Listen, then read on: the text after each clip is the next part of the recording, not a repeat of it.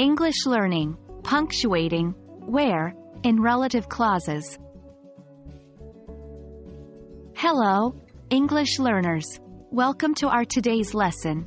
We're going to delve into a very interesting part of English grammar, that is, using the relative adverb, where, in restrictive and non-restrictive relative clauses. More specifically, we'll be focusing on the punctuation rules that govern this usage. Remember, understanding this will not only enhance your comprehension skills but will also take your writing to the next level. Before we dive into the punctuation, let's first understand what relative clauses are. They are types of dependent clauses that provide additional information about a noun.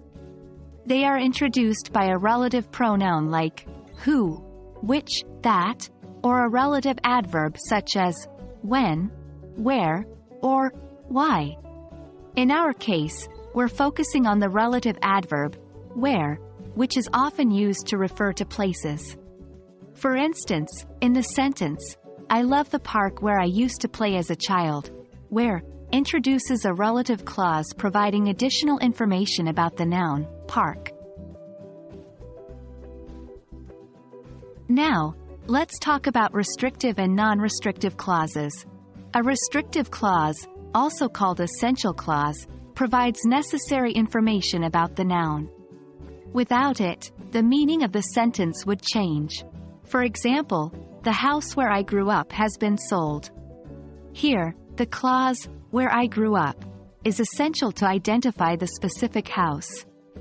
A non-restrictive clause, also known as a non-essential clause, on the other hand, provides additional information that could be left out without changing the core meaning of the sentence. For instance, my hometown, where I grew up, is in the countryside. In this case, where I grew up is a non-restrictive clause as it simply adds extra details about my hometown. Now that we've understood relative clauses and the distinction between restrictive and non-restrictive clauses, let's move on to the main topic: punctuation rules for where in relative clauses. The rules are pretty straightforward. Restrictive clauses do not require any punctuation.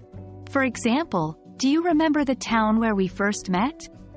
Non-restrictive clauses, however, must be separated by commas. For instance, London, where I live, is a vibrant city. Remember, commas can significantly alter the meaning of your sentence, so be careful when using them. Well, that's all for this lesson. I hope you now have a better understanding of how to use and punctuate the relative adverb, where, in restrictive and non-restrictive clauses. Practice writing sentences following these rules and you'll surely master them in no time.